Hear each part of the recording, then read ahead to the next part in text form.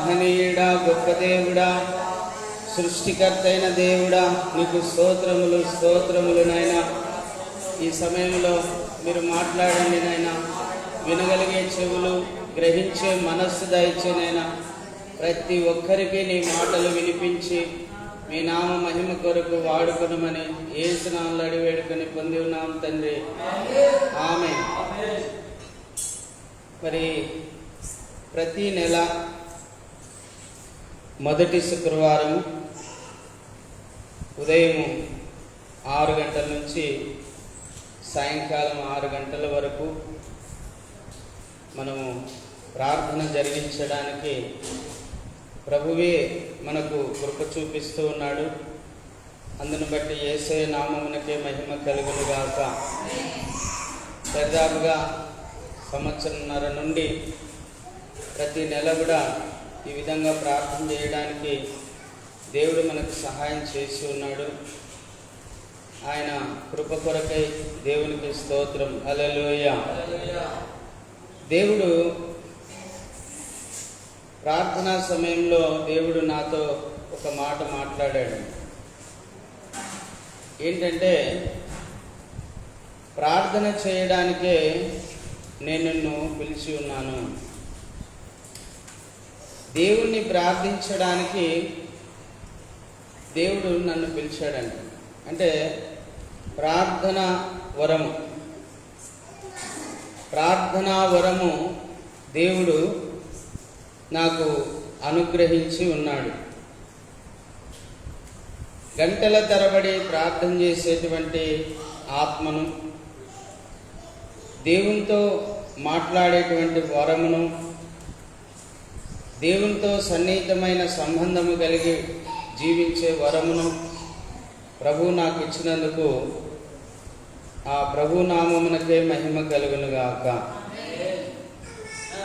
మీరు కూడా వెనక్కి రాండి, కుర్చీలు వేసుకొని కూర్చోండి. ఇట్లా చక్కగా కనపడుతుంది.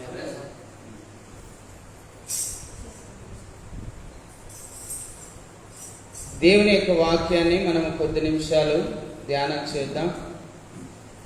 రోమీయులకు రాసిన పత్రిక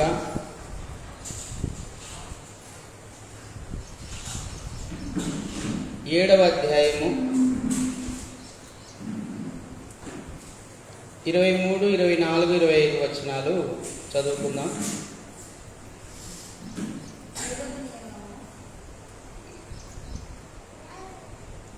22 నుంచి చదువుదాం. అంతరంగ పురుషుని బట్టి దేవుని ధర్మశాస్త్రమునందు నేను ఆనందించుచున్నాను గాని వేరొక నియమము నా అవయవములలో ఉన్నట్టు నాకు కనబడుచున్నది. అది నా మనస్సునందున్న ధర్మశాస్త్రముతో పోరాడుచు నా అవయవములలో ఉన్న పాప నియమమునకు నన్ను చెరపట్టి లోబర్చున్నది. అయ్యో, నేనెంత దౌర్భాగ్యుడను! ఇట్టి మరణమునకు లోనగు శరీరము నుండి నన్ను ఎవడు విడిపించును? మన ప్రభువైన యేసుక్రీస్తు ద్వారా దేవునికి కృతజ్ఞతాస్తుతులు చెల్లించుచున్నాను. కాగా మనస్సు విషయంలో నేను దైవ నియమమునకును, శరీర విషయములలో పాపము నియమమునకును దాసుడనై ఉన్నాను. ప్రభునందు ప్రియులారా, అపోస్తలుడైన పౌలు గొప్ప దైవజనులు, గొప్ప భక్తుడు అని కూడా అనొచ్చు. మంచి విశ్వాసి అని చెప్పవచ్చు. దేవుణ్ణి అత్యంతంగా ప్రేమించినటువంటి వ్యక్తి అని చెప్పవచ్చు. దేవుని కోసం తన ప్రాణమును సైతము అర్పించడానికి వెనుకాడనటువంటి వ్యక్తి అపోస్తలుడైనటువంటి పౌలు తన ఆత్మీయ యాత్రలో కొనసాగుతూ ఉన్నప్పుడు ఆయన జీవితంలో 2 నియమాలు కనబడినాయంట. పాప నియమము అనగా శరీరమునకు సంబంధించిన మనస్సు, ఆత్మ నియమము ఆత్మానుసారమైనటువంటి నియమం, ఇది దేవునికి సంబంధించినటువంటిది. మన శరీరంలో రెండు ఉన్నాయండి. మన మనసులో రెండు మనసులు ఉన్నాయి. ఒకటి శరీర సంబంధమైన మనస్సు ఉంది, ఆత్మ సంబంధమైన మనస్సు ఉంది. ఈ శరీర సంబంధమైన మనస్సు అపోస్తులైన పౌలును బలవంతం చేస్తుందంట. ఏం బలవంతం చేస్తుందంటే పాపము చెయ్యమని శరీరం సంబంధించిన మనస్సు ఆయనను బలవంతం చేస్తుంది. ఆయన మంచిగా బతకాలనుకుంటున్నాడు, కానీ మంచిగా బతకలేకపోతున్నాడు. పాపము చేయకూడదు అనుకుంటున్నాడు, కానీ ఈ శరీరము పాపము చేయమని బలవంతం చేస్తుంది, ఒత్తిడి చేస్తుంది.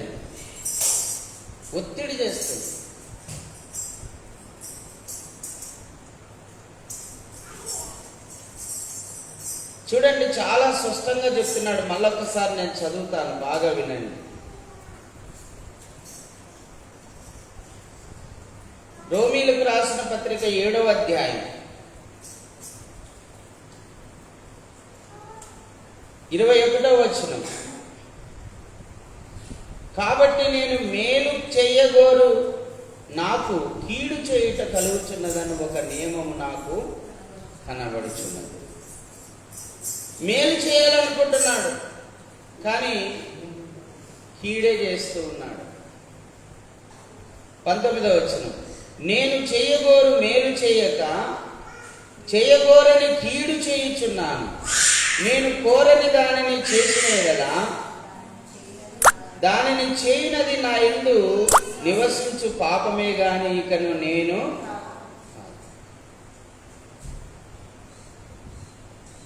ఒక గొప్ప భక్తునికి ఎదురైనటువంటి పరిస్థితి అండి. ఒక గొప్ప భక్తునికి, ఒక గొప్ప విశ్వాసికి, ఒక గొప్ప దైవ సేవకునికి ఎదురవుతున్నటువంటి పరిస్థితి ఇది. చూడండి, మళ్ళొకసారి 19వ వచనం నుంచి చదువుతాను. నేను చేయగోరు మేలు చేయగోరని కీడు చేయుచున్నాను. నేను కోరని దానిని చేసిన ఎడల దానిని చేయనది నా యందు నివసించు పాపమే గాని ఇకను నేను కాదు. కాబట్టి మేలు చేయగోరు నాకు కీడు చేయుట కలుగుచున్నదని ఒక నియమము నాకు కనబడుచున్నది. అంతరంగ పురుషుని బట్టి నేను ధర్మశాస్త్రమునందు నేను ఆనందించుచున్నాను గాని వేరొక నియమము నా అవయవములలో ఉన్నట్టు నాకు కనబడుచున్నది. అది నా మనస్సు నందున్న ధర్మశాస్త్రముతో పోరాడుచు నా అవయవములలో ఉన్న పాప నియమమునకు నన్ను చెరపట్టి లోబర్చుచున్నది. లోబరుచున్నదంట. ఎంత బలవంతం చేస్తుందో చూడండి. అయ్యో, నేనెంత దౌర్భాగ్యుడను. మరణమునకు లోనగు ఈ శరీరము నుండి ఎవరు నన్ను విడిపించును? ఎవరు నన్ను విడిపిస్తాడు?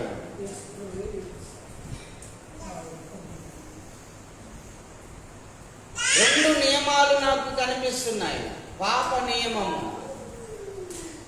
ఆత్మ నియమము. మంచి చేయాలనేటువంటి విధానం కనిపిస్తుంది. తర్వాత మంచి చేయాలని అనుకున్నాను, కీడే చేస్తున్నాను. ఈ నియమాలు ఆయనలో కనిపించినప్పుడు అయ్యో నేనెంత దౌర్భాగ్యుడను అంటున్నాడండి. గొప్ప భక్తుడు. అనిపించిందా మీకు ఎప్పుడన్నా? నేను మంచిగా బ్రతకాలనుకుంటున్నాను, పరిశుద్ధంగా బ్రతకాలనుకుంటున్నాను, నీతిగా బ్రతకాలనుకుంటున్నాను, యథార్థంగా బ్రతకాలనుకుంటున్నాను, న్యాయంగా బ్రతకాలనుకుంటున్నాను, మరి బ్రతకడానికి వీలు పడడం లేదే అని ఎప్పుడైనా అనిపించిందా? అనిపిస్తుందండి. ప్రతి మనిషి జీవితంలో ఇలాంటి సమస్య ఎదురవుతుంది. ఈ ఆత్మీయ యాత్రలో పౌలుకి ఎదురైనటువంటి ఈ సమస్య, మరి ఈ సమస్య అందరికీ ఉందండి. అన్యజనులకు ఉంది, క్రైస్తవులకు కూడా ఉంది. మరి ఈ సమస్యను జయించగలిగినటువంటి శక్తి దేవుడు క్రీస్తును అంగీకరించిన వారికి ఇచ్చాడండి. హల్లెలూయా. చూడండి, మళ్ళా చదువుతాను. 24వ వచనం. అయ్యో, నేనెంత దౌర్భాగ్యుడను! ఇట్టి మరణమునకు లోనగు శరీరము నుండి నన్ను ఎవడు విడిపించును? మన ప్రభువైన యేసుక్రీస్తు ద్వారా దేవునికి కృతజ్ఞతాస్తుతులు చెల్లించుచున్నాను. కాగా మనస్సు నియమములో నేను దైవ నియమమునకును, శరీర విషయంలో పాప నియమమునకును దాసుడనై ఉన్నాను.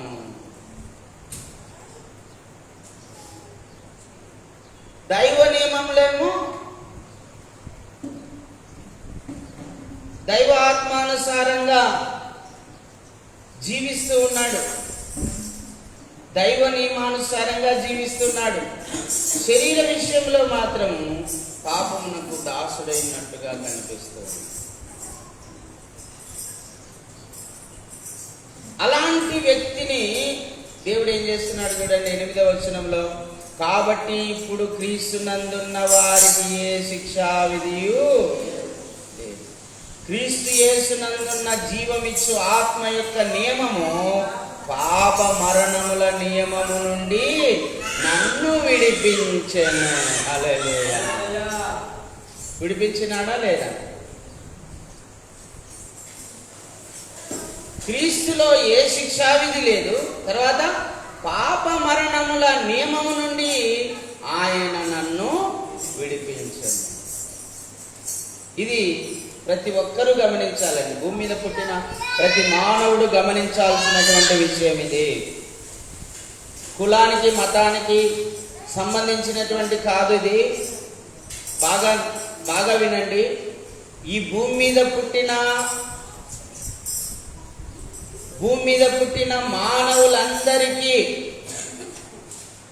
ఈ భూమి మీద పుట్టినటువంటి మానవులందరికీ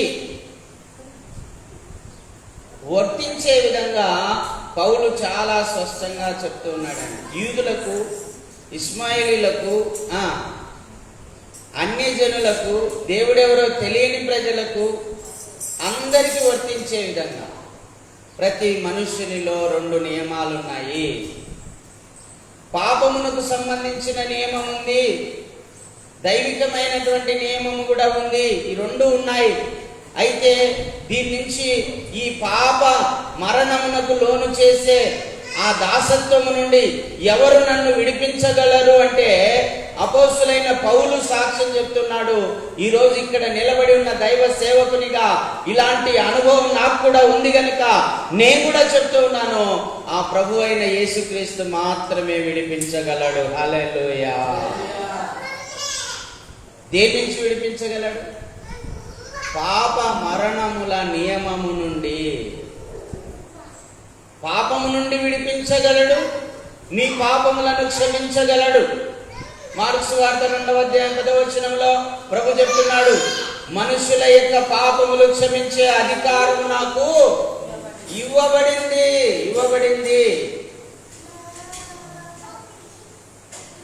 మత్తయి సువార్త 1వ అధ్యాయం 21వ వచనంలో ప్రభు చెప్తూ ఉన్నాడు, దేవదూత చెప్తూ ఉంది, తన ప్రజలను వారి పాపముల నుండి ఆయనే విడిపించును గనక ఆయనకు యేసు అని పేరు పెట్టబడును.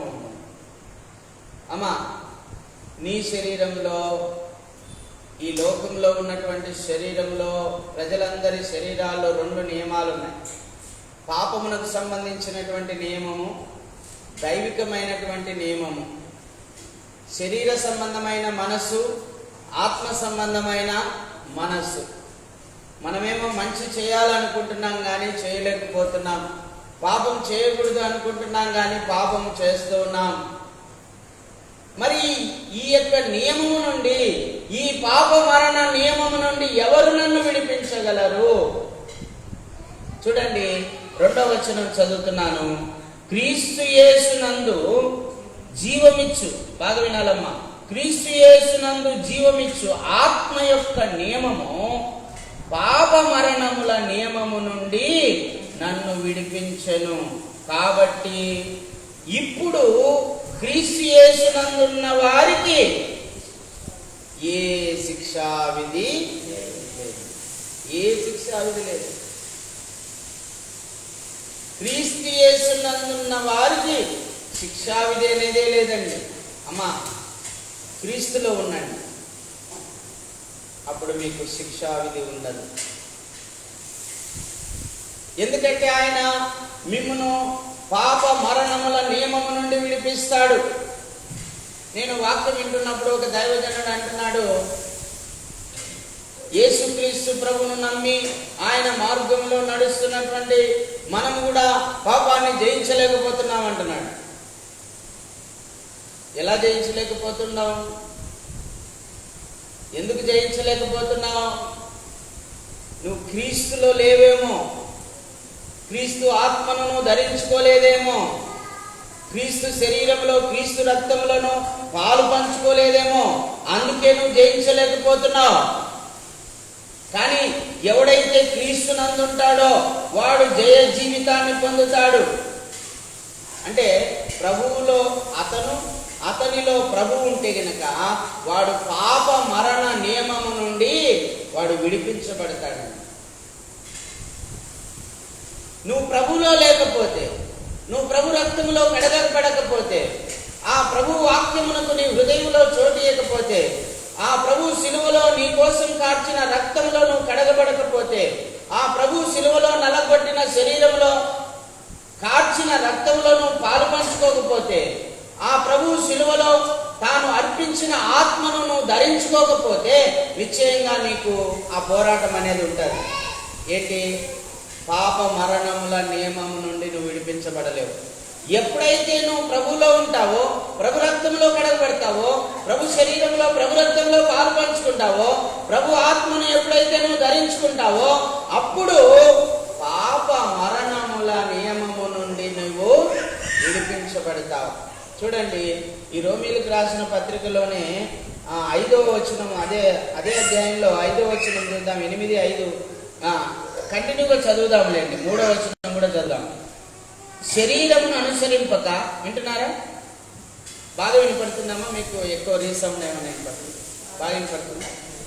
శరీరమును అనుసరింపక ఆత్మను అనుసరించి నడుచుకొను మన యందు, శరీరమును అనుసరింపక ఆత్మను అనుసరించి నడుచుకొను మన యందు ధర్మశాస్త్ర సంబంధమైన నీతి విధి నెరవేర్చవలనని పాప పరిహారము నిమిత్తము దేవుడు తన సొంత కుమారుని పాప శరీరాకారముతో పంపి ఆయన శరీరమందు పాపమునకు శిక్ష విధించెను. హల్లెలూయా.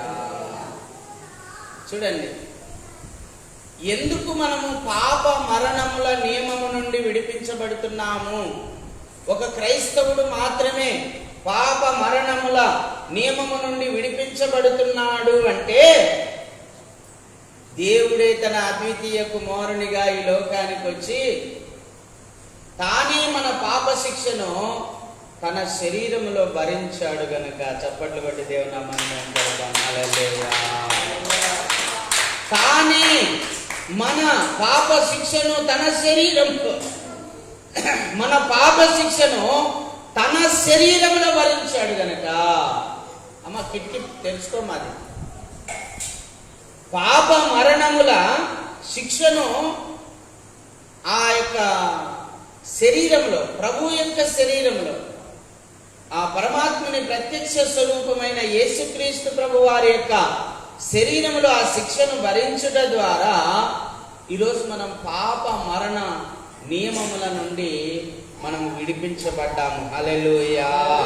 యేసయ్య నామమునకే మహిమ కలుగును గాక. చూడండి, మరొకసారి చదువుతాను. శరీరమును అనుసరింపక ఆత్మను అనుసరించి నడుచుకొను మన యందు ధర్మశాస్త్ర సంబంధమైన నీతి విధి నెరవేర్చబడవలనని పాప పరిహారము నిమిత్తము దేవుడు తన సొంత కుమారుని పాప శరీరాకారముతో పంపి ఆయన శరీరమందు పాపమునకు శిక్ష విధించెను. శరీరానుసారులు శరీర విషయముల మీద మనస్సుంతులు, ఆత్మానుసారులు ఆత్మ విషయముల మీద మనస్సుంతులు. శరీరానుసారమైన మనస్సు మరణము, ఆత్మానుసారమైన మనస్సు జీవమును సమాధానమునైనది. ఏలయనగా శరీరానుసారమైన మనస్సు దేవునికి విరోధమై ఉన్నది, అది దేవుని ధర్మశాస్త్రమునకు లోబడదు, ఏ మాత్రమును లోబడనేరదు. కాగా శరీర స్వభావం గల వారు దేవుని సంతోషపరచనేరరు. దేవుని ఆత్మ మీలో నివసించిన ఎడల మీరు ఆత్మ స్వభావం గలవారే గాని శరీర స్వభావం గలవారు కారు. ఎవడైనను క్రీస్తు ఆత్మ లేని వాడైతే వాడాయన వాడు కాదు. క్రీస్తు మీలో ఉన్న ఎడల మీ శరీరము పాప విషయమై మృతమైనది గాని మీ ఆత్మ నీతి విషయమై జీవము కలిగి ఉన్నది. మృతులలో నుండి యేసును లేపిన వాని ఆత్మ మీలో నివసించిన ఎడల మృతులలో నుండి క్రీస్తు యేసును లేపిన వాడు చావునకులోనైన మీ శరీరములను కూడా మీలో నివసించుచున్న తన ఆత్మ ద్వారా జీవింపజేయును. హల్లెలూయా. చూడండి, 2 రకాల మనసులు ఉన్నాయని చెప్పాను కదా. శరీరానుసారమైన మనస్సు ఉంది, ఆత్మానుసారమైన మనస్సు ఉంది. శరీరానుసారమైన మనస్సు మనల్ని మరణానికి తీసుకొని పోతుంది. ఎక్కడికి తీసుకుపోతుంది? ఏంటి శరీరానుసారమైన మనస్సు అంటే? ఏం తిందునా, ఏం త్రాగుదునా, ఏం ధరించుకుందునా, ఈ శరీరాన్ని ఎలా సుఖపెడుతున్నా, ఈ శరీర సంబంధమైన కోరికలు, శరీరాశ, నేత్రాశ, జీవపుడంబము, కాముకత్వము, జారత్వము, అపవిత్రత, అసూయ, ద్వేషములు, కక్షలు, విభేదములు, విమతములు, అల్లరితో కూడిన ఆటపాటలు, ధనాపేక్ష,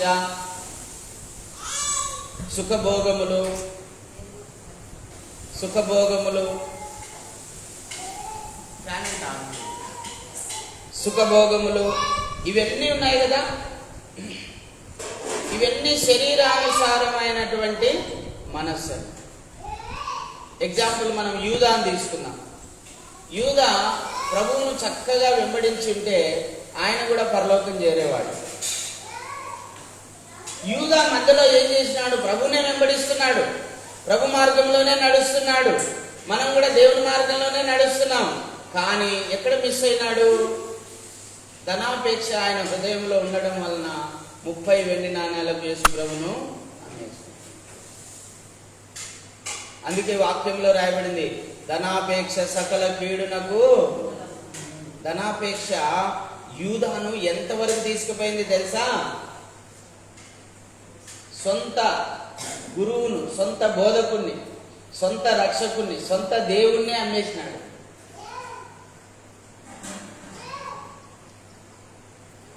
అందుకే శరీరానుసారమైన మనస్సు మీరు కలిగి ఉండకూడదు, ఆత్మానుసారంగా ఉండాలండి. ఆత్మానుసారంగా ఉండాలి. ఆత్మానుసారులు ఏం చూస్తారు? పౌలు అంటాడు కదా, కొలస్సీయులకు రాసిన పత్రిక 3వ అధ్యాయం 1వ వచనంలో, మీరు క్రీస్తుతో కూడా లేపబడిన వారైతే పైనున్న వాటినే గాని భూ సంబంధమైన వాటి మీద మనస్సు పెట్టకూడదు. ప్రభునందు ప్రియులారా, బాగా గమనించండి. ఈ శరీరానుసారమైన మనస్సు విడిచిపెట్టండి. శరీర సంబంధమైన కోరికలు విడిచిపెట్టండి. శరీర సంబంధమైన ఆలోచనలు, శరీర సంబంధమైన యుక్తులు, కుయుక్తులు, శరీర సంబంధమైన తెలివితేటలు, ఇవన్నీ దేవుని దృష్టిలో అసహ్యమైనవి, వ్యర్థమైనవి.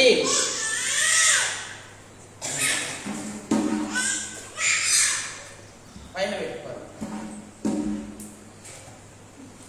ఇవన్నీ కూడా దేవుని దృష్టిలో అసహ్యమైనవి, వ్యర్థమైనవి. వ్యర్థమైనవని. చూడండి, మళ్ళా చదువుతున్నాను. శరీరానుసారులు శరీర విషయముల మీద మనసుంచుదురు, ఆత్మానుసారులు ఆత్మ విషయముల మీద మనసుంచుదురు.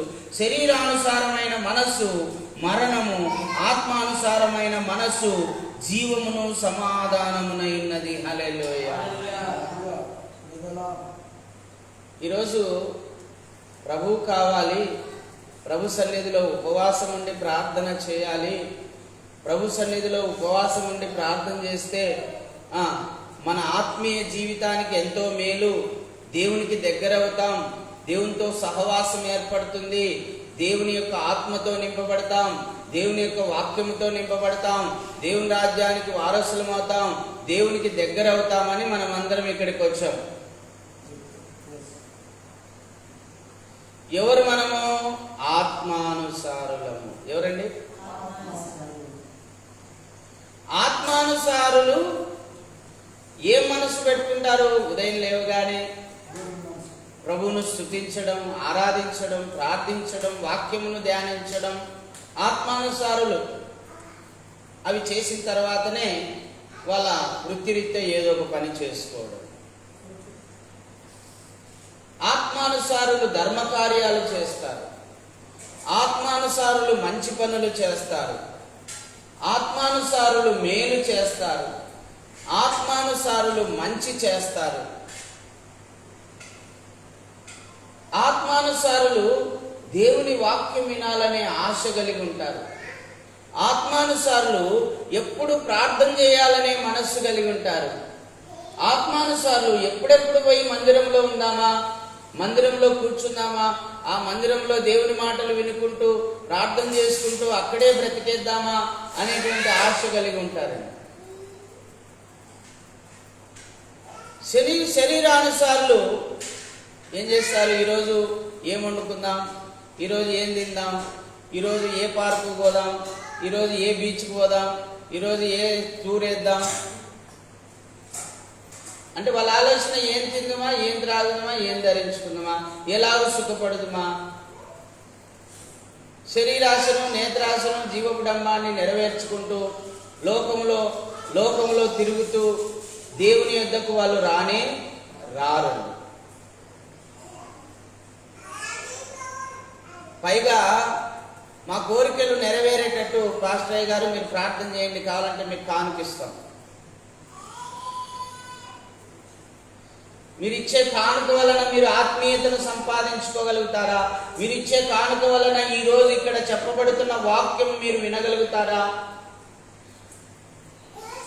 మీరిచ్చే కానుక వలన ఇక్కడ చేస్తున్న ప్రార్థనలు, ఈ ఆశీర్వాదం, ఈ దైవ సన్నిధి, ఈ దైవాత్మ సన్నిధిని మీరు పొందుకోగలుగుతారా? పొందుకోగలుగుతారా?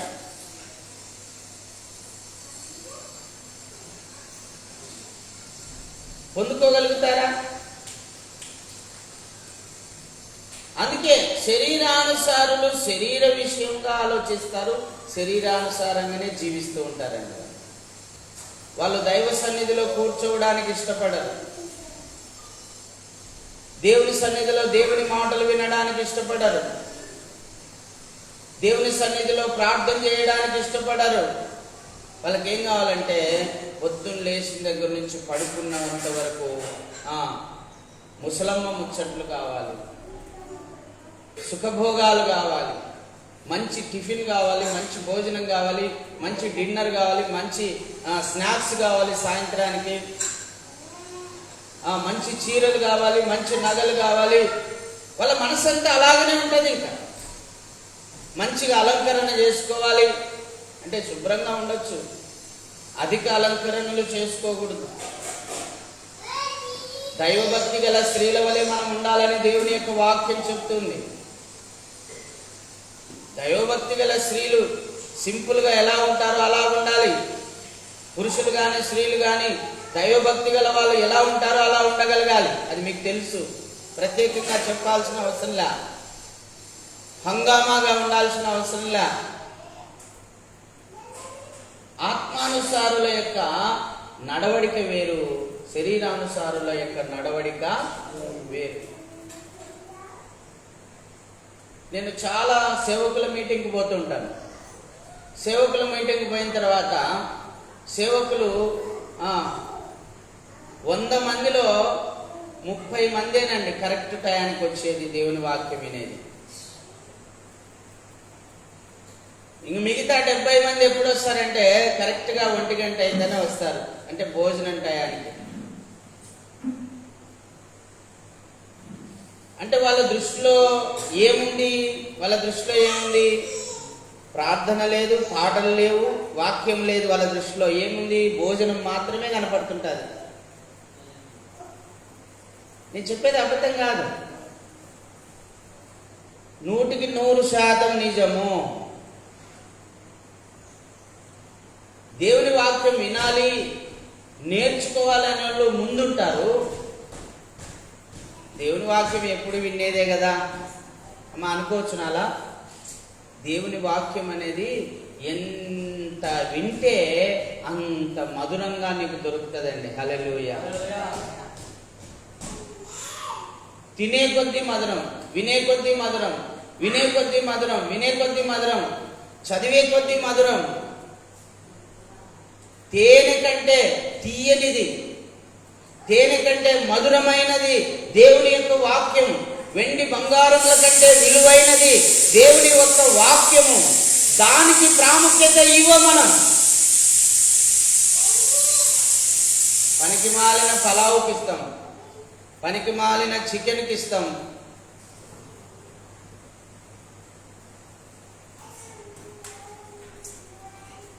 మన ఆలోచన దేవుని మీదనే ఉండాలండి. అందుకే కొన్ని సంఘాల్లో అసలు భోజనాలు అనేటివి ఉండవండి. ఎందుకంటే మీరు రావాల్సింది ప్రభువును స్తుతించడానికి, ఆరాధించడానికి, ప్రార్థించడానికి. అంతే. ఇంటికెళ్ళి మీరు తినండి.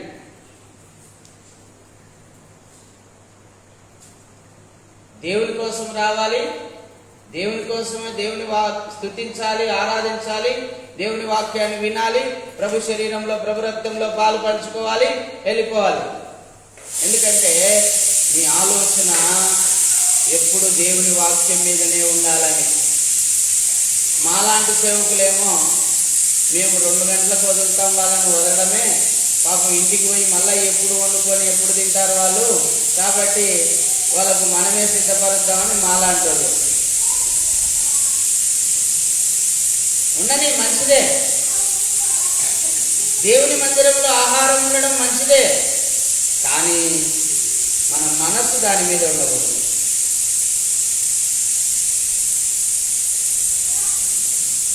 మన మనస్సు ప్రభువు మీద ఉండాలి, స్తుతించడం మీద ఉండాలి, ఆరాధించడం మీద ఉండాలి, దేవుని వాక్యాన్ని వినేదాని మీద, గ్రహించేదాని మీద ఉండాలి,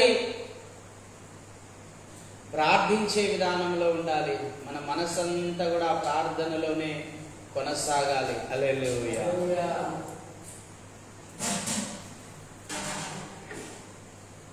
అందుకే శరీరానుసారమైన మనస్సు మరణానికి తీసుకుపోతుందంట. ఎక్కడ తీసుకుపోతుంది? ఇప్పుడు ఆత్మానుసారుడైన యేసయ్య వెంట తిరుగుతూ శరీరానుసారంగా ఒక్కసారి ఆలోచించాడండి యూదా. ఒక్కసారి ఆలోచించింది. ఆ ఒక్కసారి శరీరానుసారంగా ఆలోచించడం వలన ఎక్కడికి పోయినాడు? ఉరి వేసుకొని చచ్చిపోయేంత పరిస్థితి వచ్చింది. అంటే ఆత్మీయుడు ఒక్కసారి కూడా శరీరానుసారంగా ఆలోచించడానికి వీల్లేదు. ఆత్మానుసారంగా నడుస్తున్నటువంటి దేవుని పిల్లలమైన మనము శరీరానుసారంగా ఆలోచించడానికి వీల్లేదు. శరీర సంబంధమైన పాపము చేయడానికి ఒక్కసారి కూడా అవకాశం లేదు. ఒక్కసారి పాపం చేసినా దాని పరిణామము మరణము. హల్లెలూయా. పాపము వలన వచ్చు జీతము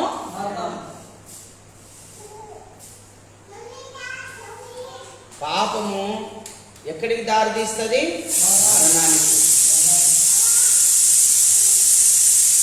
అందుకే ఇది ఒక్కసారేలే అని అనుకుంటే శాంసన్ ఒక్కసారే పాపం చేసింది, కానీ ఆ అతన్ని కూడా మరణానికి తీసుకెళ్తాడు. ఆత్మానుసారులమైన మనము ఒకనాటి సుఖానుభవం మేలనుకొని వెనుతిరగకూడదు. మళ్ళొకసారి చెప్తాను బాగినండి. ఆత్మానుసారులమైన మనము, దేవుని పిల్లలమైనటువంటి మనము ఒకనాటి సుఖానుభవం మేలనుకొని వెనుతిరగకూడదు. అలా వెనుతిరిగితే ఏమవుతుంది అన్నాడు పేతురు?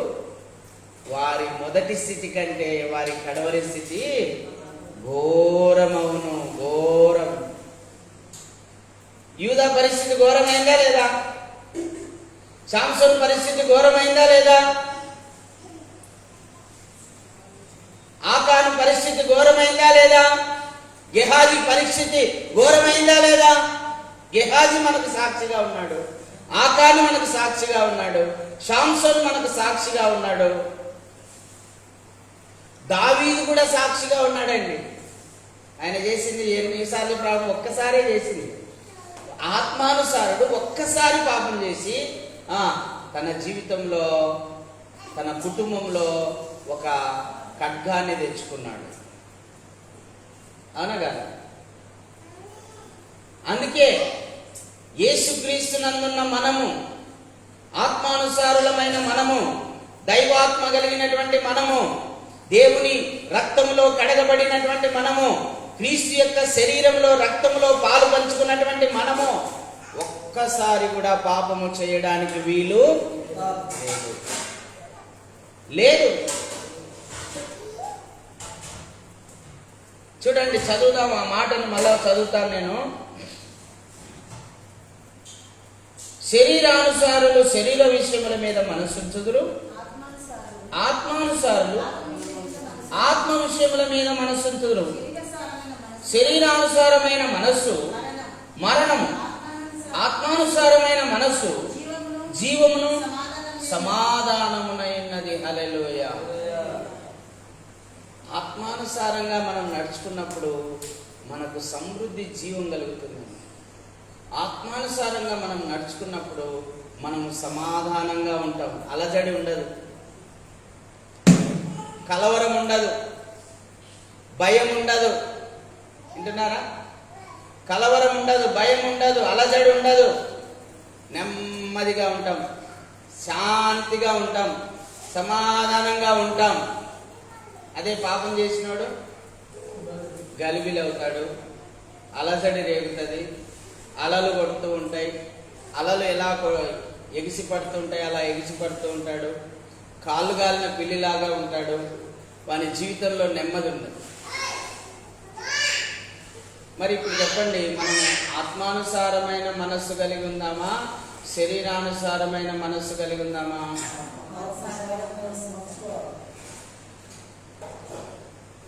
నిజంగా మనకు ఆత్మానుసారమైన మనస్సు ఉందా అని ఆలోచించండి ఒక్కసారి. ఒకవేళ నిజంగా నీకు ఆత్మానుసారమైన మనస్సు ఉంటే ఖచ్చితంగా నీకు జీవం అనుగ్రహించబడుతుంది, సమాధానం అనుగ్రహించబడుతుంది. హల్లెలూయా.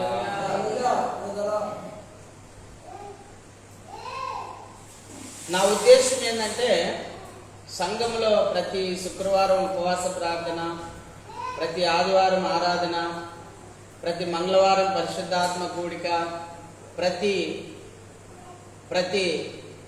నెల మొదటి శుక్రవారం 12 గంటల ప్రార్థన ఎందుకు ఏర్పాటు చేశామంటే, శరీరానుసారమైనటువంటి విశ్వాసులు కూడా ఆత్మానుసారులుగా మారాలి.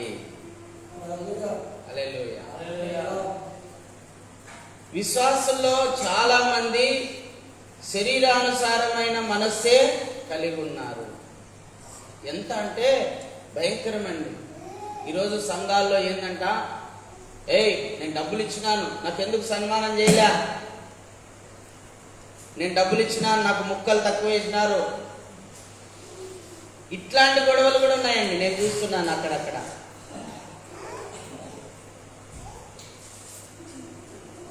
భయంకరమైనటువంటి శరీరానుసారమైన మనస్సు సంఘాల్లో చోటు చేసుకోయింది. ప్రభు ఏమన్నాడు? నీవు కుడి చేతో చేయునది ఎడం చేతికి. ఒక ఆయన అంటున్నాడు, ఇదిగో మటన్ గ్లాసులలో వేసుకురాపో, మేము కూడా డబ్బులు ఇచ్చినాం పో అంటున్నాడు. అంటే డబ్బులు ఇస్తేనైనా వాళ్ళకి ఇచ్చింది. భయంకరమైన పరిస్థితులు. శరీరానుసారమైన మనస్సు కలిగి ఉన్నారు, ఆత్మానుసారులుగా కనిపించడం లేదు.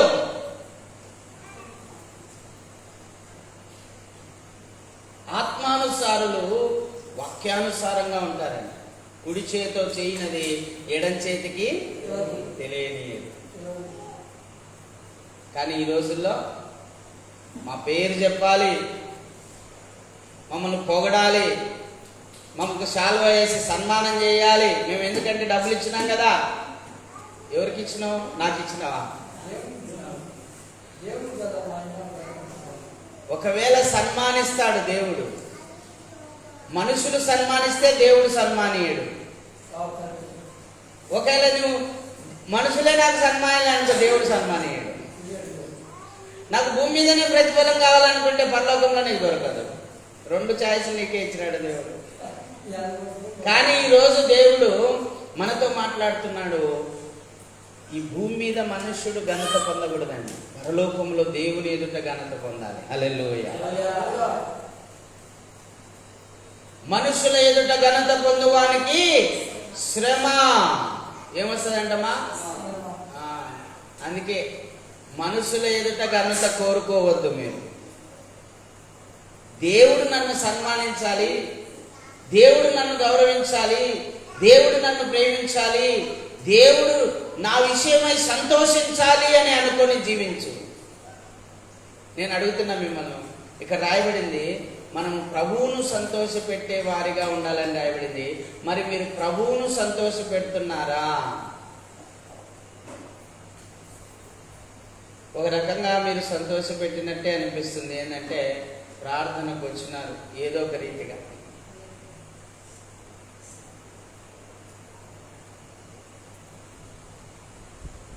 దేవుని వాక్యం వింటున్నారు, అది ప్రభుకు సంతోషమే.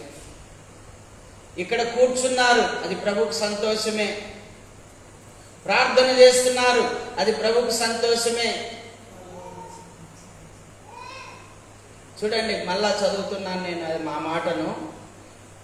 7వ వచనం, ఏలైనగా శరీరానుసారమైన మనస్సు దేవునికి విరోధమై ఉన్నది. శరీరానుసారమైన మనస్సు ఏంటంటమ్మా? దేవునికి విరోధము. శరీరానుసారమైన మనస్సు గలవారు శరీర కోరికలను నెరవేర్చుకుంటారు. ఏమిటి ఆ కోరికలు? కాముకత్వము, జారత్వము, అపవిత్రత, అసూయ, ద్వేషం, కక్ష, విభేదం, విమతం, అల్లరితో కూడిన ఆటపాటలు, మత్తు అలవాట్లు. ఇవన్నీ ఏంటివి? శరీర క్రియలు. ఇవి కాక చాలా ఉన్నాయి. త్రాగుబోతుగా ఉండడం, తిండిబోతుగా ఉండడం, ధనాపేక్ష గలవాడిగా ఉండడం,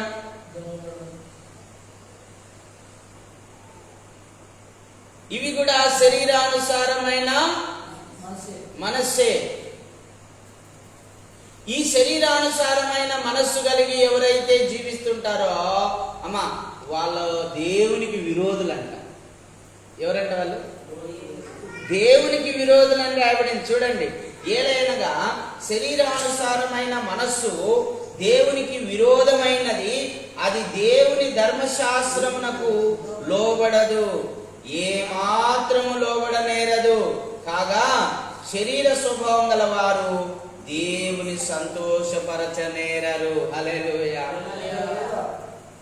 శరీర స్వభావం గల వారు దేవుణ్ణి సంతోషపరచలేరు.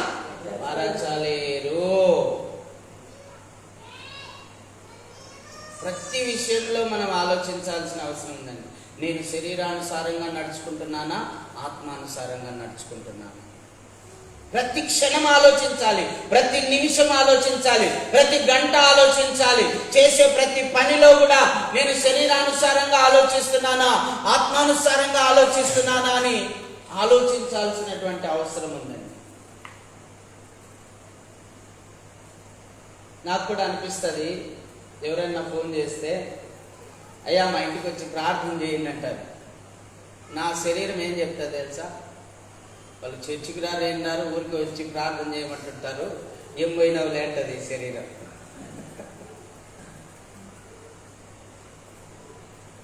దాన్ని శరీరానుసారమైన మనస్సు అనేది.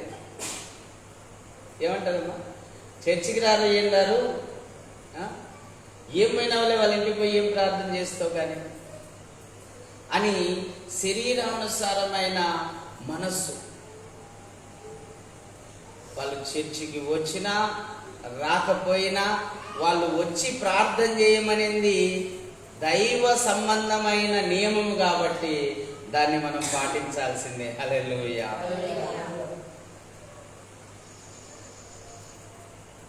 కొన్నిసార్లు అలా అనుకోకూడదు. మనం శరీరానుసారంగా ఆలోచించకూడదు. ఎవరు పిలిచినా ప్రార్థనకు పోవాలి, ఎవరిని పిలిచినా ప్రార్థనకు పోవాలని పోతానండి నేను.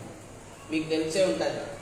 ఎవరు ఊరికే చిన్న కాల్ చేసి అన్నా మా ఇంటికి వచ్చి ప్రార్థన చేయంటే ఇంటబడి వెళ్ళిపోతా. ఏ ఊర్లో అయినా సరే, ఇట పోలూరు అయినా సరే, ఇట పులిమద్ది అయినా సరే, ఇట గుంతరాలు అయినా సరే, అటు రాయపాడు తేలపూర్ అయినా సరే, ఏ ఊరికైనా వెళ్ళిపోవడం జరుగుతుంది. ఇట పోడూరుకైనా వెంటనే వెళ్ళిపోతారు. ఎందుకంటే నాకు అప్పగించబడిన పని. హల్లెలూయా. అయితే అలా వెళ్ళిపోతున్నానని చెప్పి పిలిస్తే వస్తాలే, ప్రార్థన చేస్తాలే అని చెప్పి ఇంకా ప్రార్థనకు రావడమే మానేసినారండి. ఒక్కోసారి మన మంచితనము వాళ్ళకు వేరే విధంగా కూడా కనిపించవచ్చు. అయినా పర్వాలేదు, ఏం చేయాలా? సేవకుడు సహించాలా, అన్ని సహించాలా, అన్ని భరించాలా. సేవకుడి జీవితం అంటే అరిటాకు జీవితం అండి. ముళ్ళొచ్చి నా మీద వన్నే నాకే దెబ్బ, నేను ముళ్ళు మీద వన్నే నాకే దెబ్బ. సేవకునికి మాటలు కదా, అవునా కదా? మీరు ప్రార్థనకు కూడా రారు కదమ్మా, ఎట్లా రావాలా అని అంటే కూడా చూడు ప్రార్థనకు పోలేదని రాలే చూడు సార్.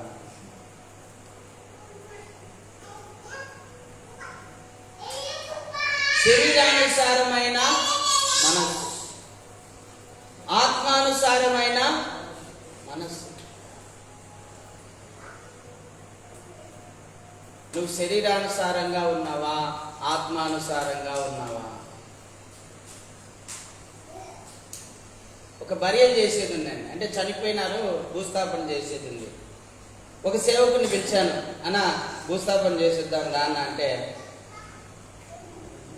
ఆలోచిస్తున్నాను.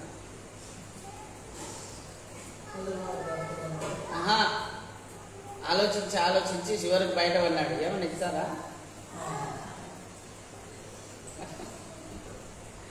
బయట ఉన్నాడు, లోపల ఉండేది బయటకు వచ్చేసి.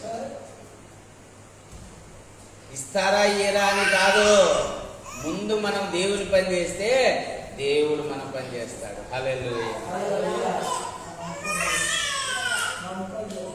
దేవుని పని మనం చేస్తే, ఇక్కడ చూడండి, దేవుడు మన పని. నేనన్నా అది దేవుని చేతిలో ఉంటుంది, నువ్వు రా అన్న. పిలుచుకుపోయాను. ఆడిపోయినాక నేను ఇన్ని రోడ్డు మీద నిలబడుతుంది, నేను పోయిరా అంటున్నాడు. సరే అని పోవడానికి పూనుకొని దాటుతున్నా రోడ్డు దాటుతుంటే మళ్ళీ ఏం ఆలోచన వచ్చిందో, ఒకవేళ ఏమన్నా ఇచ్చారేమో మళ్ళీ దాటుకొని వచ్చినాడు. వచ్చి నాతో పాటు వచ్చినాడు.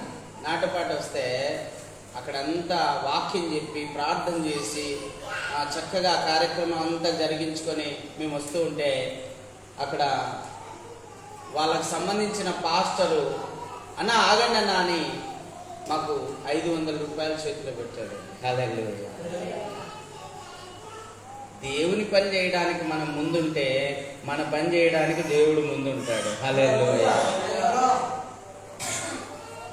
మనస్ఫూర్తిగా దేవుని వాక్యం వినాలని మనం దేవుని దగ్గరికి వస్తే మెండైన దీవెనలు ఇస్తాడు. మనస్ఫూర్తిగా నేను పాట పాడి దేవుణ్ణి ఆరాధించాలి, దేవుని మందిరంలో దేవుని సంఘంలో నేను పాట పాడి ఆరాధించాలి, ఘనంగా ఆయనకు ఆరాధన చేయాలని నీ మనస్ఫూర్తిగా ఇక్కడికి వస్తే దేవుడు దీవెనలు ఇస్తాడు.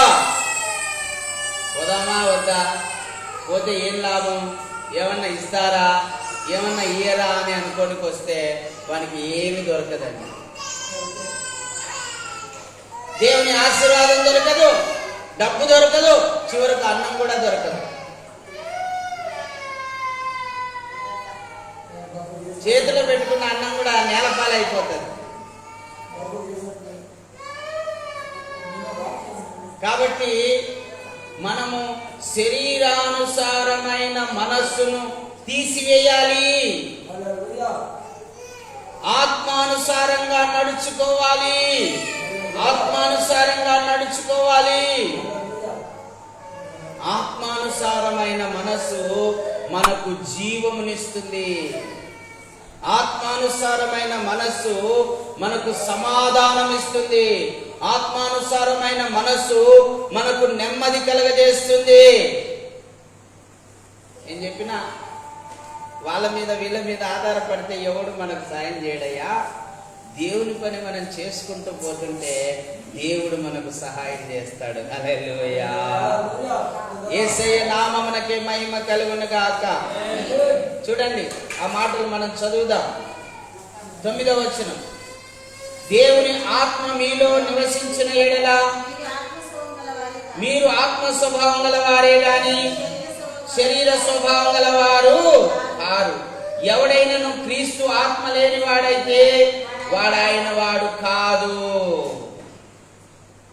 దేవుని ఆత్మ మీలో నివసించాలి. బాగా వినాలమ్మా.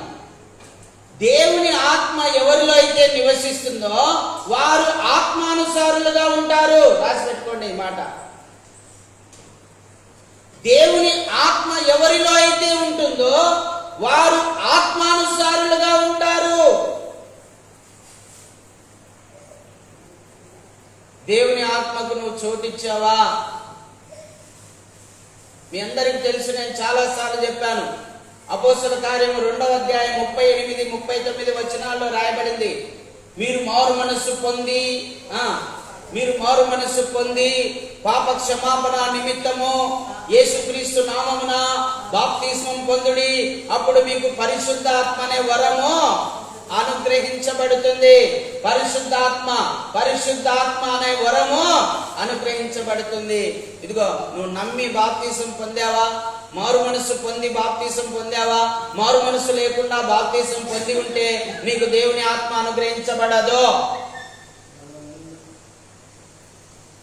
కొర్నేలి ఇంటిలో దేవుని వాక్యమును విని ఆ వాక్యమును అంగీకరించడం వలన వాళ్ళు దేవుని ఆత్మతో నింపబడ్డారు. దేవుని ఆత్మ వినాలి బాగా. దేవుని ఆత్మ మీలో నివసించిన ఎడల మీరు శరీర స్వభావం గలవారు కాదు, ఆత్మానుసారులుగా జీవిస్తారు. హల్లెలూయా, హల్లెలూయా, హల్లెలూయా. మీరు ఆత్మానుసారులుగా జీవిస్తారు. దేవుని ఆత్మ మీలో నివసించిన ఎడల మీరు ఆత్మానుసారులుగా జీవిస్తారు. నేను అడుగుతున్నాను ఈరోజు, మీరు దేవుని ఆత్మకు మీ హృదయంలో చోటిచ్చారా? ఎక్కడ చోటిస్తారు? సిలువ పెట్టి సిలువకు పూలమాలేసి 2 క్యాండిల్ వెలిగించి ఊదిపెట్టిలు అందిస్తే ప్రభు ఆడుంటాడు అనుకుంటారు, కానీ వీళ్ళ హృదయంలోకి వస్తాడు అనుకుంటారా? 3 కుర్చీలేసి ఆ 3 కుర్చీల్లో దేవుడు ఉన్నాడని ప్రజలతోనే మొక్కిస్తుంటే దేవుడు హృదయంలోకి వస్తాడన్న సంగతి వాళ్ళకు తెలుసా? బోధకులు బోధించే బోధను బట్టి వాళ్ళ హృదయంలోకి వస్తాడండి. నేను అందుకే ఈరోజు చెప్తున్నాను, మారు మనస్సు పొంది పాప క్షమాపణ నిమిత్తం బాప్తిసం పొందండి. యేసు ప్రభు అనే దేవుడని ఒప్పుకోండి.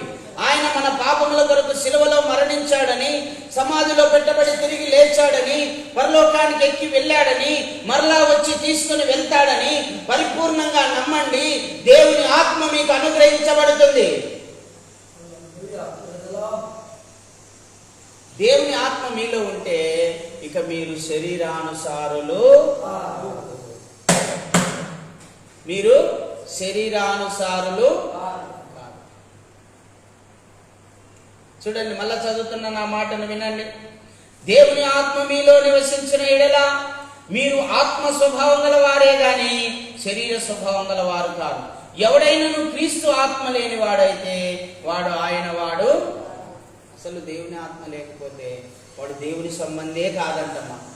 వింటున్నారా? దేవుని ఆత్మ గనక మీలో లేకపోతే మీరు అసలు దేవుని సంబంధులే, దేవుని సంబంధులే కాదు. అయితే ఏముండాలి మనలో?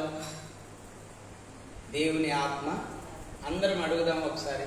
ప్రభువా నీ ఆత్మను మాలో సమృద్ధిగా నింపు. ప్రభువా నీ ఆత్మను మాలో సమృద్ధిగా నింపు. ప్రభువా నీ ఆత్మను మాలో సమృద్ధిగా నింపు. ప్రభువా నీ ఆత్మను మాలో సమృద్ధిగా నింపు. శరీరానుసారమైన స్వభావము తీసివేసి ఆత్మానుసారమైన మనస్సు మాకు దయచేయనైనా. ఆత్మానుసారమైన స్వభావం మాకు దయచేయి ప్రభువా. ఆమేన్, ఆమేన్. అంతే. తన్ను అడుగు వారికి కొలత లేకుండా ఇస్తాడంట ఆత్మ. ప్రభువు ధారాళమైన మనస్సు గలవాడండి. ఎవరైనా ప్రభా నీ ఆత్మ నాకేనైనా, నీ ఆత్మ నాలో ఉంచునైనా, నీ ఆత్మ నాలో ఉంచి నా ద్వారా మాట్లాడు ప్రభా అంటే ఆశ్చర్యపోతారండి ఆ మాటలకు. నేను గూజునూరు అనిందండి, గూజునూరు సిఎస్ఐ చర్చి.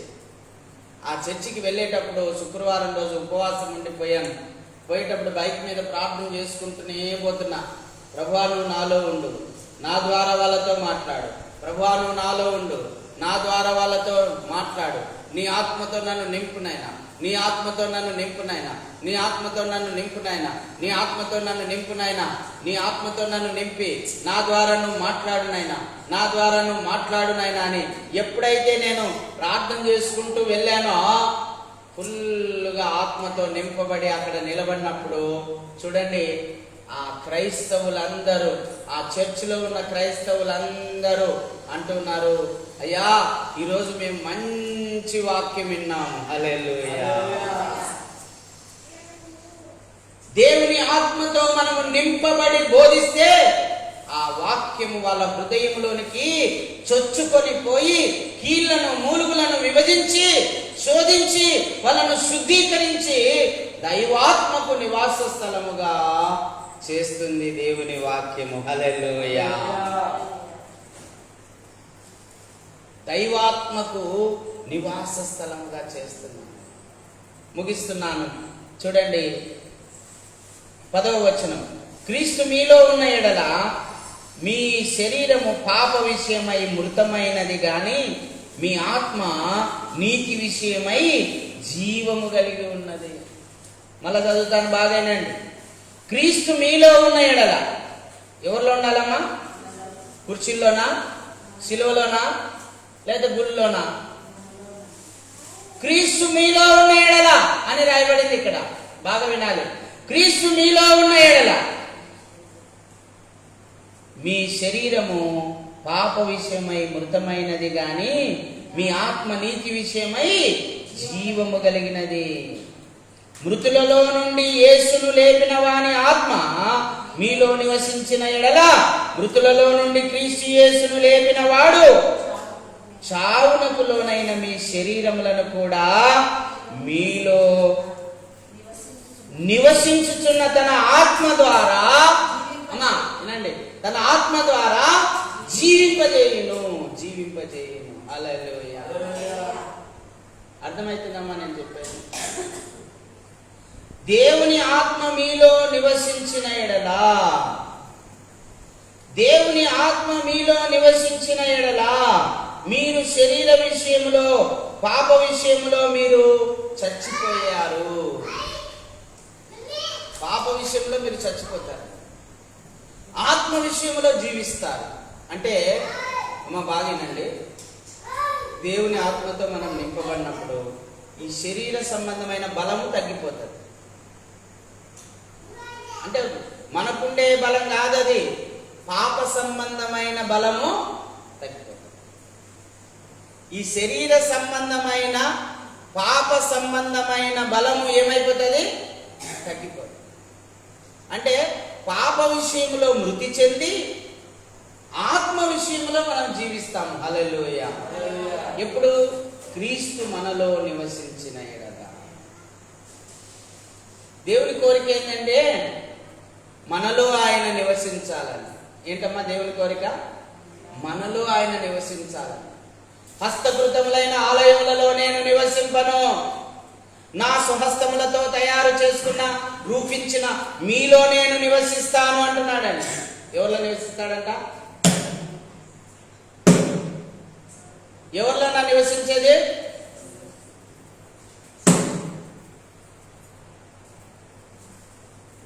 మనలో నివసిస్తాడు. బాగా గుర్తుపెట్టుకోండి.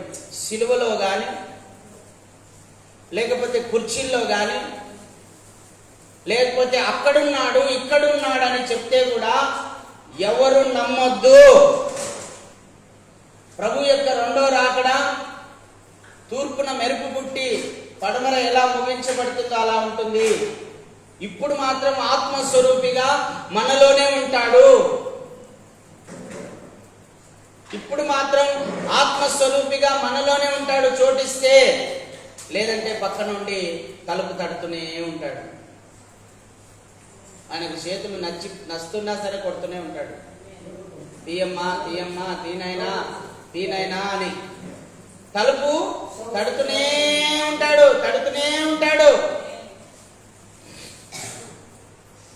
తలుపు తడుతూనే ఉంటాడు. హృదయం తెరవాలి.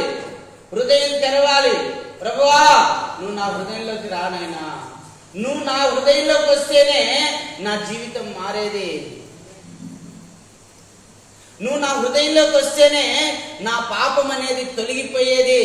నువ్వు నా హృదయంలోనికి వస్తేనే ఈ పాప మరణ నియమముల నుండి నేను విడిపించబడేది. ఒక మనిషి పాప మరణముల నియమము నుండి విడిపించబడాలి అంటే ప్రభు యొక్క ఆత్మ మన హృదయంలోకి రావాలి, మన జీవితంలోకి రావాలి, మనలోనికి రావాలి. ఎప్పుడైతే క్రీస్తు మన హృదయంలో నివసిస్తాడో ఇక మనము శరీరానుసారులము కాదు, పాప సంబంధమైన మనుషులము కాదు, పాప మరణ సంబంధమైన నియమములలో మనము లేనట్టు. దేవుని ఆత్మ మనలో ఉంటే ఇక మనము జీవమును సమాధానమును గలవారము. దేవుని ఆత్మ మనలో ఉంటే మనము నీతిమంతులము, పరిశుద్ధులము. దేవుని ఆత్మ మనలో నివసించిన ఎడల బాగా వినండి, మరణమునకు లోనగు ఈ శరీరమును ప్రభు యొక్క ఆత్మ ద్వారా జీవింపజేస్తాడంట. హల్లెలూయా. అందుకేనండి ప్రభు ఆత్మ కలిగిన దైవజనులు దీర్ఘాయుష్మంతులయ్యారండి, నిండు వృద్ధాప్యం వరకు. మనం చూస్తే బైబిల్లో ఒక్కొక్క దైవ సేవకుడు, ఒక్కొక్క భక్తుడు 100 సంవత్సరాలు బ్రతికినట్లుగా మనం చూస్తాం.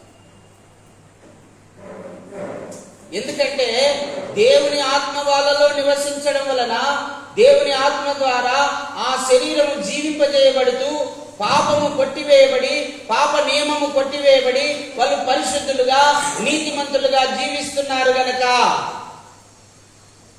దేవునికి స్తోత్రం. హల్లెలూయా.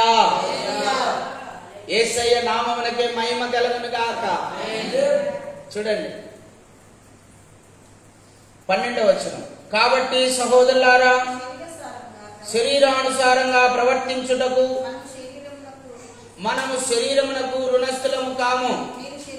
మీరు శరీరానుసారంగా ప్రవర్తించిన ఎడల చావవలసిన వారైందురు గాని ఆత్మ చేత శరీర క్రియలను చంపిన ఎడల జీవించెదరు. హల్లెలూయా. అమ్మా, యేసుక్రీస్తుని ఎరిగినటువంటి మనం, యేసుక్రీస్తు రక్తములో కడగబడినటువంటి మనం, యేసుక్రీస్తు ప్రభు యొక్క ఆత్మను ధరించుకున్నటువంటి మనం, యేసుక్రీస్తు యొక్క శరీరంలో పాలు పంచుకున్నటువంటి మనం, యేసుక్రీస్తు యొక్క రక్తంలో పాలు పంచుకున్నటువంటి మనము ఇక ఆత్మ సంబంధులమే గాని శరీర సంబంధులము కాదు. శరీరమునకు మనము రుణస్థులము కాము. అందుకే ఏమంటున్నాడు పౌలు, ఆత్మచేత శరీరమును చంపిన ఎడల మీరు జీవించెదరు. హల్లెలూయా. ఏం చేయాలంటమ్మా? ఆత్మచేత, చెప్పండి అందరూ, ఆత్మచేత శరీరాన్ని చంపాలి. శరీరాన్ని చంపడం అంటే ఈ శరీరాన్ని చంపడం కాదు, శరీరంలో ఉన్న క్రియలను చంపడం.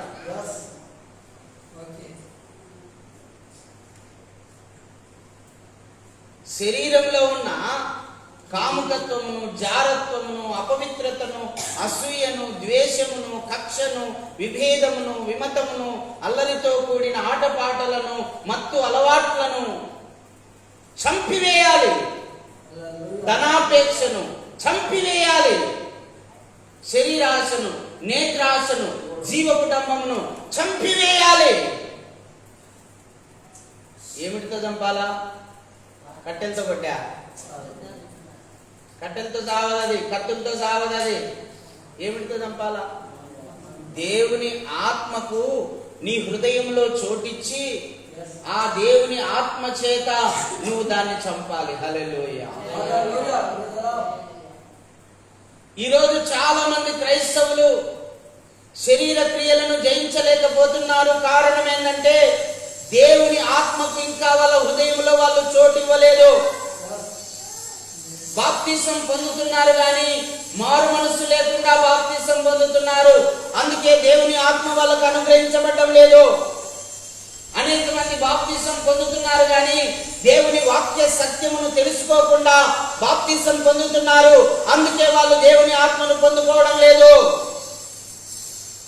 దేవుని ఆత్మ లేని వారిగా వాళ్ళు ఉన్నారు కనుకనే ఇంకా శరీర క్రియలను వాళ్ళు నెరవేర్చుకుంటున్నారు.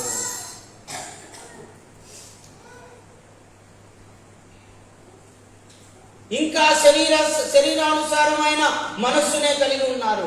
ఇంకా లౌకికమైనటువంటి విధానంలోనే, ఈ లోక సంబంధమైన విధానంలోనే వాళ్ళు జీవిస్తున్నారు. అందుకే అండి ఏ వ్యక్తి అయినా ప్రభు దగ్గరికి వచ్చేటప్పుడు పరిపూర్ణమైన మారు మనస్సుతో రావాలి. ఇక నాకు ఈ లోకం వద్దు ప్రభువా, నువ్వు నాకు కావాలి. ప్రభా, ఈ లోక పాపము నాకొద్దు ప్రభా, నువ్వు కావాలి అని మారు మనస్సు పొంది ఆయన దగ్గరికి వచ్చి యేసు ప్రభు అని, దేవుడని, రక్షకుడని, బోధకుడని, సృష్టికర్త అని, సర్వాధికారి అని, సర్వశక్తిమంతుడని, పరమాత్ముని యొక్క ప్రత్యక్ష స్వరూపమని నమ్మి విశ్వసించి నా పాపముల కొరకు సిలువలో ఆయన మరణించాడు, సమాధిలో పెట్టబడ్డాడు, తిరిగి 3వ దినం లేచాడు, పరలోకానికి ఎక్కి వెళ్ళాడు, మరలా వచ్చి నన్ను తీసుకుని వెళ్తాడు అని నమ్మి ఆయన శరీరమును, ఆయన ఆత్మను, ఆయన రక్తమును ఎప్పుడైతే మనం స్వీకరిస్తామో, ఎప్పుడైతే అంగీకరిస్తామో, ఎప్పుడైతే పరిపూర్ణంగా ఆయన శరీరమును, ఆయన రక్తమును, ఆయన ఆత్మను, ఆయన మరణమును, ఆయన పునరుద్ధానమును, ఆయన యొక్క పరలోక ఆరోహణను ఎప్పుడైతే పరిపూర్ణంగా మన హృదయంలో విశ్వసిస్తామో అప్పుడు పరిపూర్ణమైన రక్షణ అనేది మనకు కలుగుతుందండి. హల్లెలూయా. విశ్వాసము ద్వారా, యేసు ప్రభు అని విశ్వసించడం ద్వారా, ఆయన మృతులలో నుండి లేచి ఉన్నాడని నమ్ముట ద్వారా, పరలోకానికి ఎక్కి వెళ్ళి ఉన్నాడని నమ్ముట ద్వారా, ఆ పరలోకము నుండి ఆయన దిగి వస్తున్నాడని నమ్ముట ద్వారా, మనల్ని వచ్చి తీసుకుని వెళ్తాడని నమ్ముట ద్వారా, పరలోకంలో యుగాయుగాలు మనం దేవునితో కూడా ఉండబోతున్నామని నమ్ముట ద్వారా నీవు రక్షించబడతావు.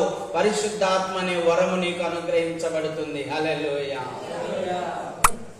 ఇందాక నేను చెప్పాను కదా, నమ్మి బాప్తిసం పొందాలి, పాప క్షమాపణ నిమిత్తము బాప్తిసం పొందాలి, యేసుక్రీస్తు నామములో బాప్తిసం పొందాలి, యేసు ప్రభు అని దేవుడని నమ్మి బాప్తిసం పొందాలి, మారు మనస్సు పొంది బాప్తిసం పొందాలి. అప్పుడు పరిశుద్ధాత్మ నీకు అనుగ్రహించబడుతుంది. హల్లెలూయా. పరిశుద్ధాత్మ నీకు అనుగ్రహించబడేంత వరకు, ఆ పరిశుద్ధాత్మ శక్తితో నువ్వు నడిపించబడేంత వరకు పాప మరణముల నియమము నుండి నీవు విడిపించబడలేవు. పాప మరణముల నియమము నుండి నువ్వు విడిపించబడాలి అంటే ప్రభు ఆత్మకు నువ్వు చోటు ఇవ్వాలి. హల్లెలూయా. ప్రభు శరీరంలోనూ పాలు పంచుకోవాలి. ప్రభు రక్తములోనూ పాలు పంచుకోవాలి. ప్రభు వాక్యమును నీ హృదయములో నిలుపుకోవాలి. అప్పుడే నువ్వు పాప మరణముల నియమము నుండి నువ్వు విడిపించబడతావు.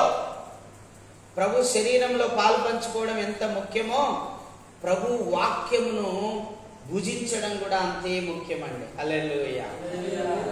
ఆయన వాక్యాన్ని భుజించాలి, శరీరాన్ని భుజించాలి.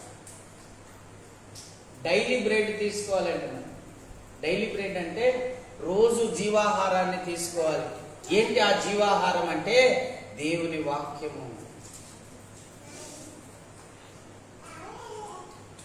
ఈరోజు పొద్దున్నే దేవుని వాక్యం విన్నోళ్ళు ఎంతమంది? లేస్తానే చదువు రానోళ్ళు వినాలి. టీవీ ద్వారా కానీ సెల్ ఫోన్ ద్వారా కానీ దేవుని వాక్యాన్ని వినాలి. వినుట ద్వారా నీకు జీవాహారం దొరుకుతుంది. ఎంతమంది ప్రార్థన చేసుకున్నారు ఈరోజు ఉదయాన్నే? మీకు జీవాహారం దొరుకుతుంది. దేవుని ఆత్మశక్తి మీలో పెరుగుతుంది. దేవుని వాక్య ఆ జీవాహారమును ఎవరైతే భుజిస్తారో, దేవుని సన్నిధిలో ఎవరైతే ప్రార్థిస్తారో వాళ్ళు దేవుని ఆత్మశక్తితో నింపబడతారు. దేవుని ఆత్మశక్తితో ఎవరైతే నింపబడతారో వాళ్ళు శరీరాన్ని చంపేస్తారు. హల్లెలూయా.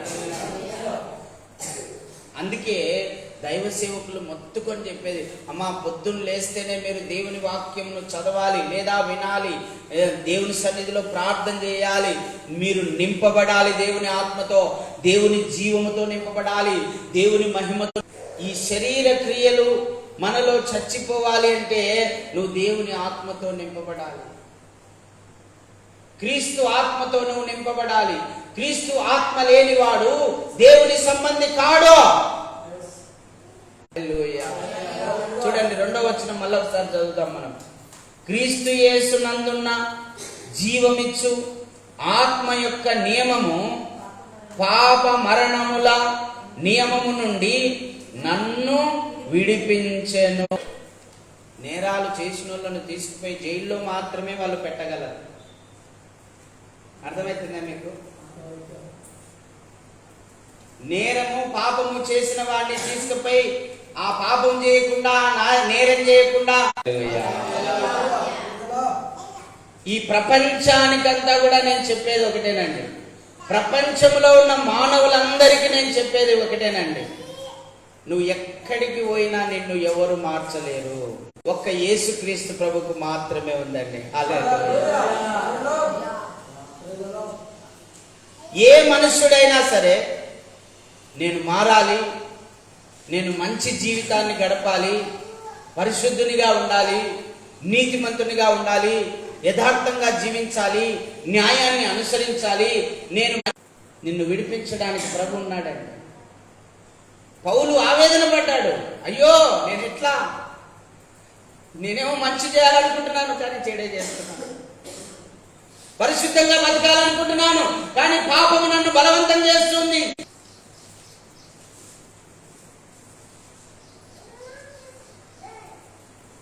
చదవాలమ్మా. మనము జీవము గల దేవుని ఆలయమైనాము, అందుకు దేవుడు ఇలాగూ సెలవిచ్చుచున్నాడు, పవిత్రమైన దానిని ముట్టకూడదని ప్రభువు చెప్పుచున్నాడు. చాలు. దేవుడే ఏం చెప్తున్నాడు?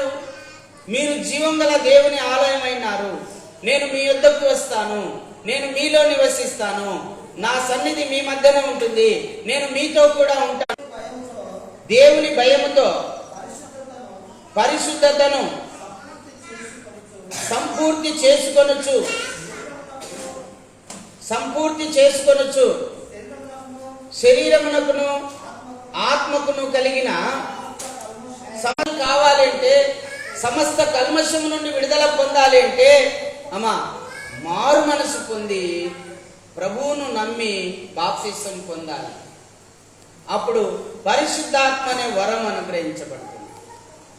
దేవుని వాక్యమును వినలేదు కానీ ఒకవేళ ఇతరులకు ప్రకటించిన తరువాత నేనే భ్రష్టుడనై పోదునేమో అని నా శరీరమును నలగొట్టి దానిని లోబర్చుకొనుచున్నాను. హల్లెలూయా.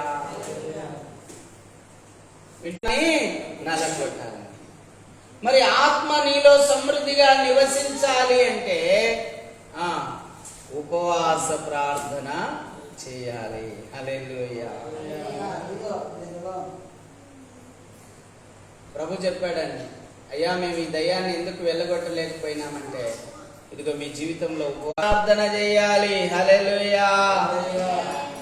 ఎంతమంది పోతారమ్మా ఉపవాస ప్రార్థనకు? పోతారా? శుక్రవారం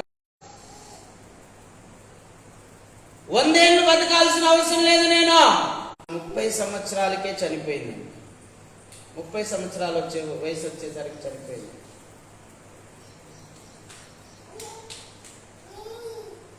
కేవలం 4 రోజులు బతికిన ప్రభు కోసం బ్రతికింది. ప్రభు ఆత్మతో నింపబడి బ్రతికింది. ప్రభు సువార్త ప్రకటించింది. ప్రభు కొరకు, దేవుని కొరకు ఆత్మలను సంపాదించింది. దైవ రాజ్య నిర్మాణము చేపట్టింది. హల్లెలూయా. పౌలు అంటాడు కదండి, మేము ఉపవాసములతోనూ జాగరణలతోనూ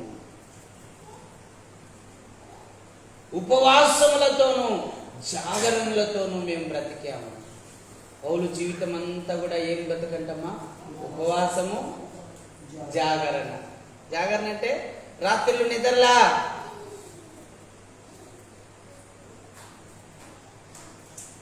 ప్రార్థన ప్రార్థన ప్రార్థన, ప్రయాణం, సువార్త, చివరకు శిరచ్ఛేదనం చేయబడ్డాడు ప్రభు కొరకు. హల్లెలూయా. నీరో చక్రవర్తి ఎదుట నిలబడి, నేను రోమీయులను, నన్ను శిక్ష విధించడానికి నీవెవడవు, నా శిక్ష నేనే విధించుకుంటానని చెప్పి నాకు శిరచ్ఛేదనం చేయండి, అది కూడా రోమాలోనే శిరచ్ఛేదనం చేయాలని ఒప్పుకున్నాడండి. ప్రభువు కోసం నిలబడి, ప్రభువుకు సాక్షిగా నిలబడి, రోమా చక్రవర్తి కూడా సువార్త ప్రకటించిన తర్వాతనే ఆయన శిరచ్ఛేదనం చేయబడ్డాడండి. హల్లెలూయా. ప్రభునందు ప్రియులారా, మన శరీరాన్ని మనం నలగొట్టాల్సినటువంటి అవసరము ఆత్మతో చంపడం, ఉపవాసములతో చంపడం, జాగరణలతో చంపడం, ప్రార్థనతో చంపడం. ప్రార్థనతో ఈ శరీరం చదువుదాం. ఇందాక చెప్పాను నేను, అయినా కూడా చదువుదాం ఒకసారి. త్వరగా చదవండి. ఆయన ఇంటిలోనికి వెళ్ళిన తర్వాత ఆయన శిష్యులు మేమెందుకు ఆ దయ్యమును వెళ్ళగొట్టలేకపోతేమని ఏకాంత ప్రార్థన నంబర్ కింద చదవండి. ఉపవాస ప్రార్థన. ఉపవాస ప్రార్థన వలనే గాని ఈ శరీర రుగ్మతలను జయించలేము, ఈ శరీర కోరికలను జయించలేము. ఉపవాస ప్రార్థన వలనని వారి తమ ముఖములను వికారము చేసుకుందురు, వారు తమ ఫలమును పొంది ఉన్నారని నిశ్చయముగా మీతో చెప్పుచున్నాను. ఉపవాసము చేయనప్పుడు మనుషులకు కనబడవలనని కాక ప్రార్థన అని పెడతారు. ఈయన 40 రోజులు ఉపవాసం చేసినాడు. అసలు నువ్వు ఉపవాసం చేస్తున్నట్టు ఎవరికి తెలియకూడదు, ఎవరికి చెప్పకూడదు. నీ ముఖము వికారము చేయకూడదు. నీరసంగా పెట్టి, ఇదిగో నేను మీకోసం ఉపవాసం ఉన్నాను చూడండమ్మా. మీ చాలా మంది ఉన్నారండి అట్లా. పక్కింటోళ్ళు వినాలా, అవతలింటోళ్ళు వినాలా, ఊర్లో వాళ్ళు వినాలా. అది మంచి అలవాటు కాదు. నీవు చేసే ప్రార్థన ఆ గదిలోకి వెళ్ళి ఏకాంతంగా ఆ ప్రభుతో మాట్లాడండి. హల్లెలూయా. ఏకాంత ప్రార్థన వలన రూపాంతరము చెందుతారు. రూపాంతరం అంటే మార్పు. మేలిమి బంగారు వలె మార్చబడతారు. తెల్లని హృదయం మీకోసమంతా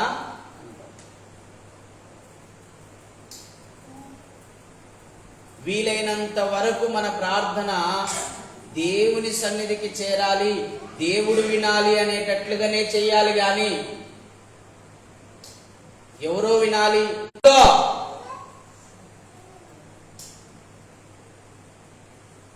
ఇప్పుడు మనం ఉపవాస ప్రార్థనకు వచ్చినాం, ఎవరితో చెప్పాకు, నువ్వు ఉపవాసం ఉండేది లేదు. లేకపోయినా పర్వాలేదు, ఉంటే ఉండు, లేకపోయినా పర్వాలేదు, కానీ ఉన్నట్టు మాత్రం ఎవరికి తెలియనియద్దు.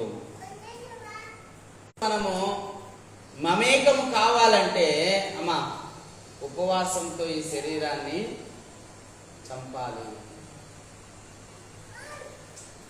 దేవునితో మనం మమేకం కావాలి అంటే, దేవుని ఆత్మతో నింపబడాలి అంటే, దేవుని జీవం అంటే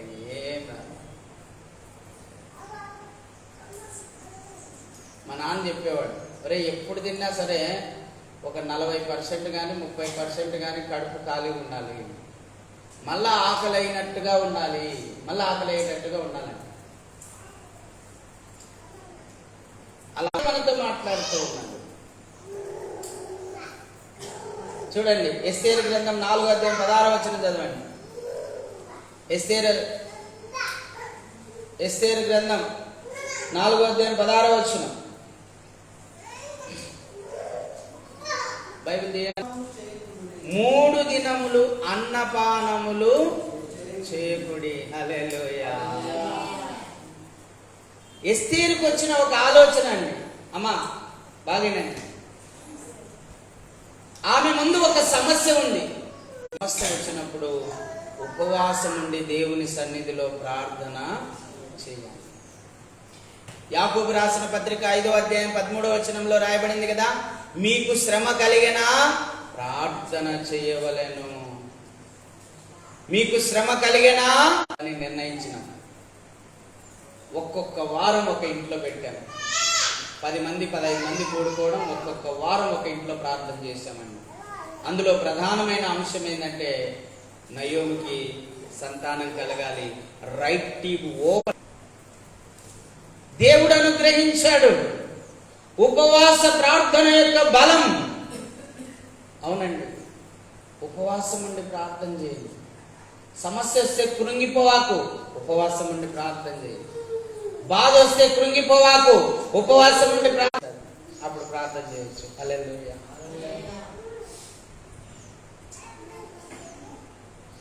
ఉపవాస ప్రార్థన ద్వారా రాజాజ్ఞని మార్చగలిగారండి.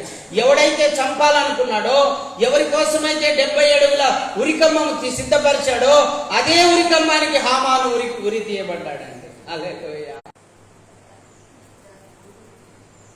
కుయుక్తిగా యుక్తిగా చేసినటువంటి ఆ ప్లాన్ను దేవుడు తిప్పికొట్టాడు. ఆ మొదటి మరణం హామానే పొందాడండి. మొదటి మరణము హామానే పొందాడు. అంతే కదా, మనం చెప్తాం చూడు, మన సంఘంతో మాట్లాడినటువంటి మాటలు ఏంటంటే, ఇదిగో మీరు శరీర క్రియల నుండి, ఆ శరీరానుసారమైన మనస్సు నుండి విడుదల పొందలేకపోతున్నారా?